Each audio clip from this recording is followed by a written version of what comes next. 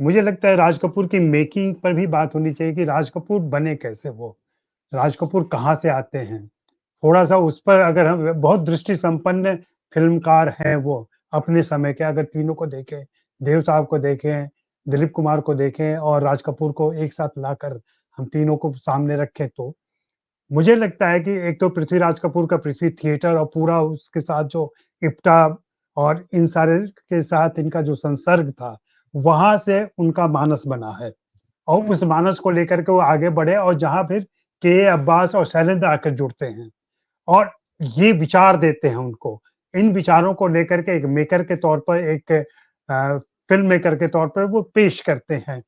तो बुद्धि वहाँ पे या अल्टर ईगो कह लें राज कपूर का, वो के अब्बास हैं, मेरी नज़र में और शैलेंद्र हैं, जहाँ से उनको विचार मिलते हैं, जो गीतों के ज़रिए मिलते हैं और इसको लेकर के वो ये चलते हैं।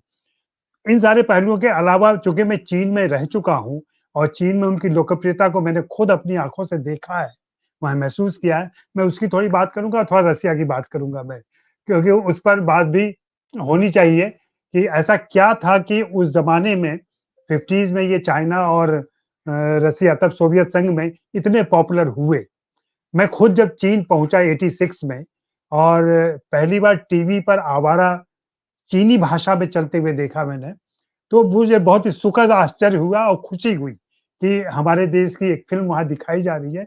बाद में दोस्त मिले और उनसे पता किया, मालूम हुआ और मेरे कई सहयोगी थे, चीनी सहयोगी, चाहे वो चांग साहब हों, चाओ साहब हों, ये सारे लोग आवारा के गाने इतनी खूबसूरती से और इस आवाज़ में भले ही वो हिंदी बोल नहीं पाते हों ठीक तरीके से, लेकिन गाना गाते वक़्त एकदम साफ उच्चारण और वही आवारा हूँ गाते हुए सुनाई पड़ते थे।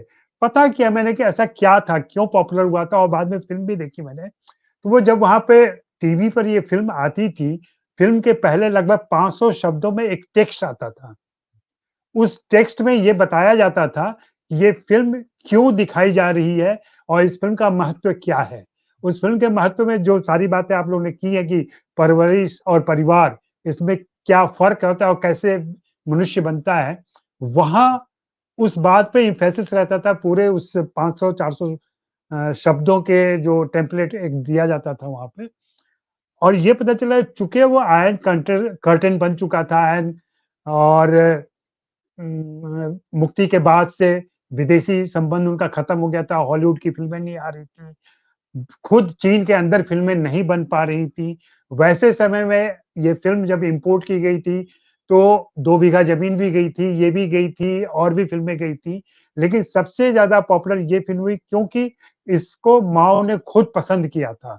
माओ ने खुद पसंद किया था और उन्होंने इसके प्रसारण की सारी सुविधाएँ जुटाई थी और उस तरीके से ये फ़िल्म जन-जन तक वहाँ पहुँची। मैं तो चीन में भारत से ज़्यादा मेरा चीन घूमा हुआ है और नॉर्थ, ईस्ट, वेस्ट, साउथ चीन में कहीं भी जाएँ, आम चीनी राज नहीं बोल पाता था, लाज बोलता था, रोकोलो बोलते हैं वो और रीता को लीता बोलते थे और किसी भी भारतीय स्त्री या पुरुष को देखते हुए वो राज कपूर और नरगिस की कल्पना करते थे। मैं 90s की बात कर रहा हूँ।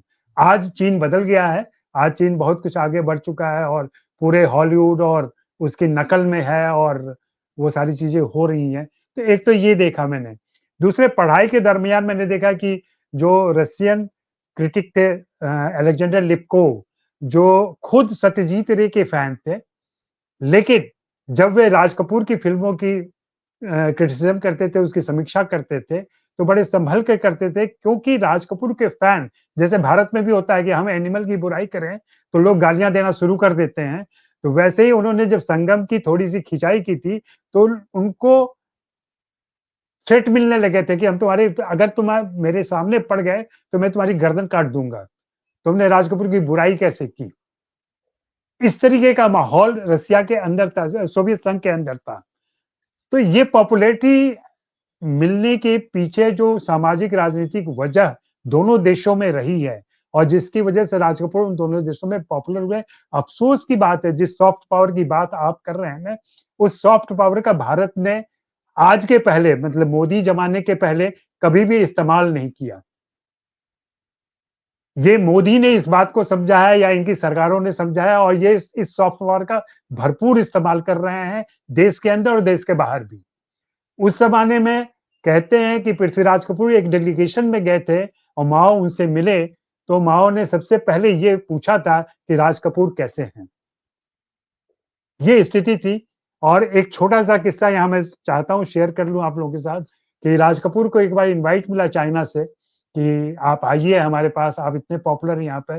राज कपूर पूरे तैयार भी हो गए, पूरी तैयारियाँ हो गई, जिसको कहते हैं कि कपड़े-वपड़े सब सिलवा लिए गए, सारा सूटकेस तैयार हो गया और अचानक जाने के 2 दिन पहले राज कपूर ने उस टूर को कैंसल कर दिया। कहा कि नहीं मैं नहीं जाऊँगा। घर के लोग परेशान, सरकार परेशान कि ऐसा क्या हो गया? क्यों नहीं जाएँगे आप? क्या दिक्कत हो गई? तबीयत खराब है, कुछ खराब है?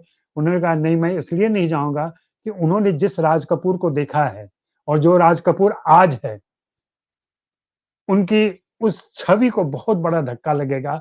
मैं उस छवि को तोड़ना नहीं चाहता हूँ। मैं साक्षात उनके सामने नहीं जाना चाहता हूँ और इसलिए नहीं जाऊँगा मैं। इस तरीके से ये सारी बातें हुई। चूँकि बहुत सारे पहलुओं पे राज कपूर की बातें हो चुकी हैं।